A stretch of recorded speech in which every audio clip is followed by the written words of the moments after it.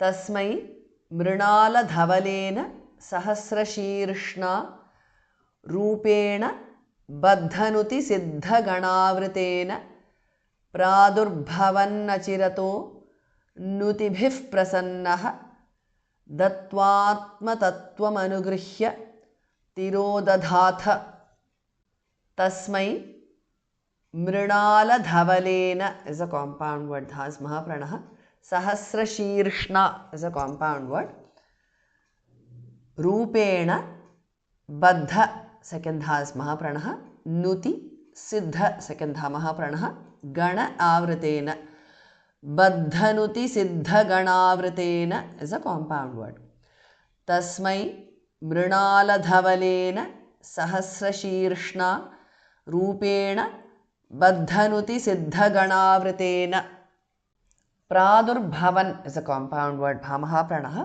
achiratah प्रादुर्भवन्नचिरतः because of sandhi achiratah becomes achirato because of sandhi nutibhihi bhamahapranah visarga changes to upadhmaniya prasannah nutibhih prasannah because of sandhi dattva atmatattvam is a compound word dattvatmatattvam because of sandhi anugrihya dattvatmatattvam anugrihya tirodadhatha second dha and thar mahapranah pradurbhavannachirato nutibhih prasannah dattvatmatattvam anugrihya tirodadhatha तस्मै मृणालधवलेन सहस्रशीर्ष्णा रूपेण बद्धनुति सिद्धगणावृतेन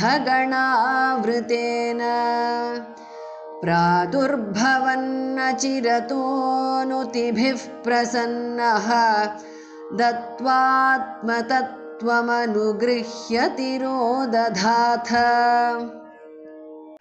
त्वद्भक्तमौलिरथ सोऽपि च लक्षलक्षं वर्षाणि हर्षुलवना भुवनेषु कामं संगापयन् गुणगणन्तव सुन्दरीभिः संगातिरेकरहितो ललितञ्चचार त्वद्भक्तमौलिः is a compound word bhakta bhamahapranah visarga changes to repha atha thamahapranah त्वद्भक्तमौलिरथ because of sandhi saha api sopi because of sandhi cha lakshalaksham is a compound word varshani harshulamanaha is a compound word visarga is dropped because of sandhi bhuvaneshu bhamahapranah kamam त्वद्भक्तमौलिरथ सोऽपि च लक्षलक्षं वर्षाणि हर्षुलमनाः भुवनेषु कामं संगापयन् गुणगणं is a compound word tava गुणगणं tava because of sandhi anuswara changes to nu that sundaribhihi bhamahapranah sanga atirekarahitah sangaatirekarahitah is a compound word it becomes sangaatirekarahito because of sandhi lalitam chachara lalitan chachara because of sandhi anuswara changes to nu there संगापयन् गुणगणन्तव सुन्दरीभिः संगातिरेकरहितो ललितञ्चचार त्वद्भक्तमौलिरथ सोऽपि च लक्षलक्षं वर्षाणि हर्षुलमना भुवनेषु कामं संगापयन् गुणगणन्तव सुन्दरीभिः संगातिरेकरहितो ललितञ्चचार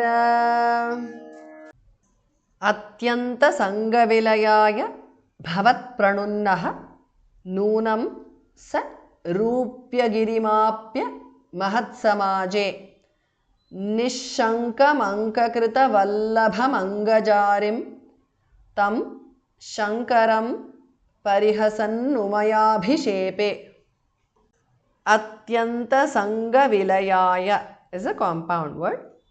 Bhavat pranunnaha is a compound word. Bhamaha pranaha. Noonam saha visarga is dropped because of sandhi.